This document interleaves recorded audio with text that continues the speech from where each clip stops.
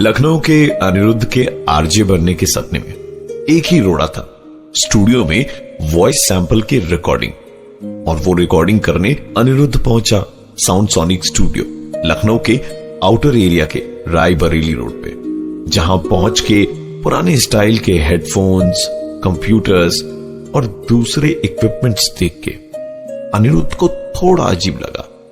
लेकिन उससे ज्यादा अजीब था किसी चीज के जलने की महक आना, वहां के एसी का अचानक से खराब होना, और फिर हेडफोन में अजीबो गरीब आवाजों का।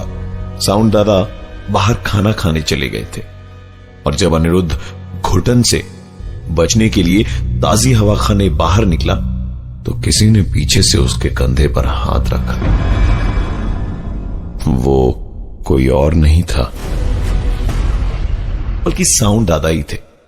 तो अनिरुद्ध ने बताया कि हेडफोन में आवाजें आ रही थी। साउंड दादा बोले, भाई साहब हेडफोन थोड़ा पुराना है, अब वायर हिलाइए, मैं बाहर से जरा एसी चेक करके आता हूं। अनिरुद्ध ने देखा कि दादा जिस पे बैठे थे वो नहीं, और उसके बगल वाली कुर्सी ऐसे हिली जैसे कि वो उसी पे बैठे थे।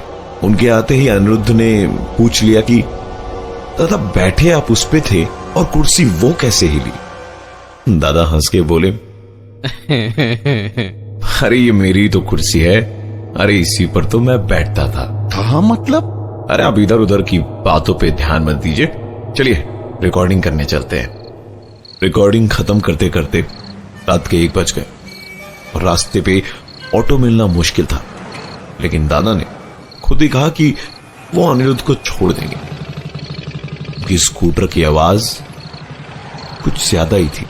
तो अनिरुद्ध बोला, आप इतने शांत और आपका स्कूटर इतना तेज?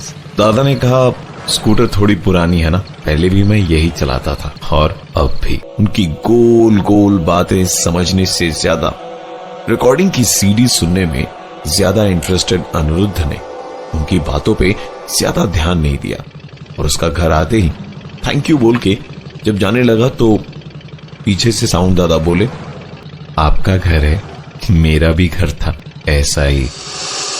अनिरुद्ध ने उनकी बातों को लेकर ज्यादा सोचना बेहतर ना समझा, और अंदर जाके जैसे ही दरवाजा बंद किया तो डोरबेल बजी। इतनी रात को कौन आया सोच के आई होल से झांका तो साउंड दादा मुस्कुराते हुए बाहर खड़े थे।